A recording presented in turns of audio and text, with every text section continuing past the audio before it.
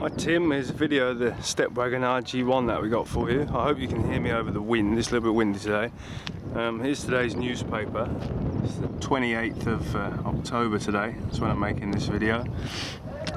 First I'll just show you under the bonnet. So this has got a 2-litre Honda VTEC engine. Very smooth, good engine. Quite powerful enough to move this van around as well. You can see under here, pretty clean, no disasters or leaks or problems, all as it should be. So this is Stepwagon RG1, 2-litre 2-wheel drive. Looks quite well in black. Just look around the body of it. I've managed to give your wheels a bit of a clean.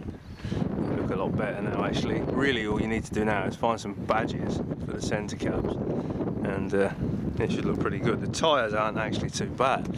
I've still got quite a bit left on them, you can see there.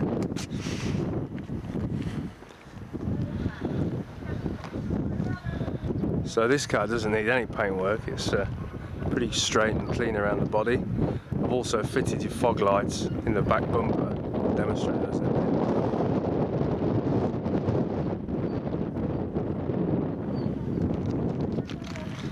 The car's got a power door on the left hand side. You can operate that off the key. I've got the key here. Press the button. There it goes. Working nicely.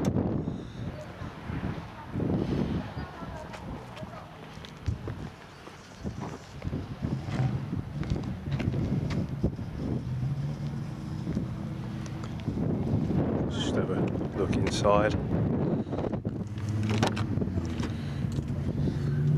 First I'll just demonstrate the fog lights. Put the light on, switch the switch.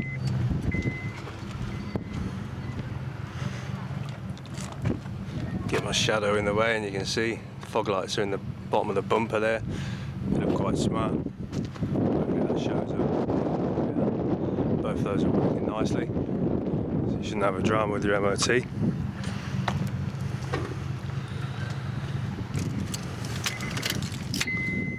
So just start from the start. It's a bit difficult to see this dash sometimes in the sun on the camera.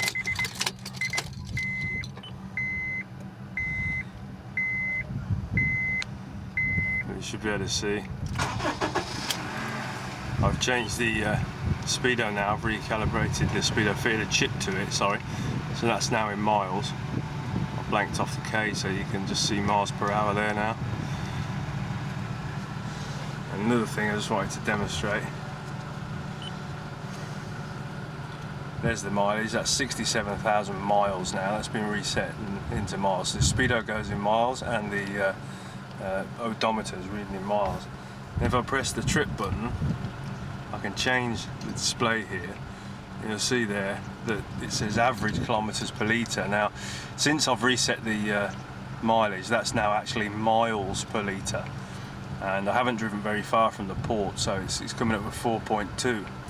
When I was driving it on the highway to get it from the auction to here, I managed to get it to 14.7 kilometers per litre. That was before I converted it. So I've got my unit juggler website here, and this converts kilometers per litre into miles to gallon, so we can understand it. I'll just put that in, if I can type properly. It's difficult to look through the camera and type. So 14.7, that's what I was achieving on the highway. If I calculate that into miles per gallon, it's 41.5 miles per gallon, which is pretty good for an 8-seat van. It's a petrol car obviously, but it's an 8-seat van and you can use it on the highway without using too much fuel, and it still drives okay. You know, I was going steady, but you know, just normal driving. That was achieve those fuel economy figures, which is pretty good for a 8-seater car. This one's got a back camera as well. Put it in reverse and you can see out the back. There's some cones marked out on the screen there so you can not crash into anything. Aircon controls are there. Doesn't really have an ashtray, this car, but it's got a 12-volt socket down here for phone chargers and stuff. And then it's got a cup holder and pocket there, put your phone. It's got another pocket there. It's got some more pockets up here on the dashboard. Put stuff in there and in there. And I think they would have put one there, only there's an airbag in the way. Another big one there. There's some hand looks here as well, in Japanese unfortunately. Tells you about the navigation, owner's manual, it's more about the navigation. So you can also operate the power door by using this switch here, and also switch it off as well, if you don't want people to play around in the back. So press the button here, the power door will operate.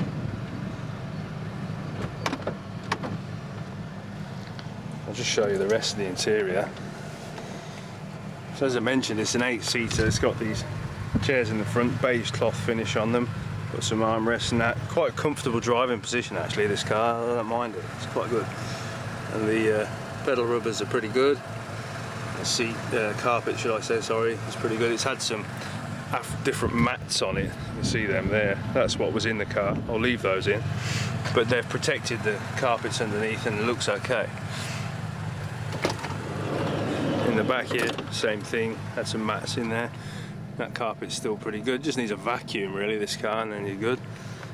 There's a bit of a mark on the seat there, but it looks like that will come out. This seat folds forward like that, which is pretty handy. It means it's pretty easy to climb into the back. And the back seats there, they haven't been used very much. And they also fold up against the side of the car, those seats, so you can make a really big boost as well, if you want to.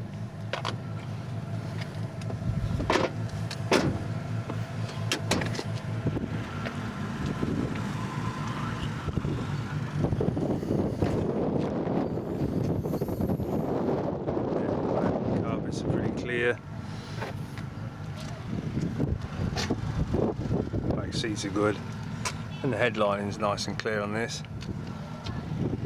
So there we have it. This is a pretty good vehicle as an alternative to an S-Steamer. It's got a lot of space inside, but it's not a big car to drive. It doesn't feel like a really big, massive car. It feels quite just like a saloon car to drive, really. Pretty easy to park. As I mentioned before, it doesn't use much fuel. So overall, it's quite a good option. This Honda engine, they reckon, is very good as well, reliable. So that's what they are. If anyone else is interested in one of these, contact myself, Paul Bowden or Tim Holmes, and we'll see what we can find for you. Thanks for watching the video.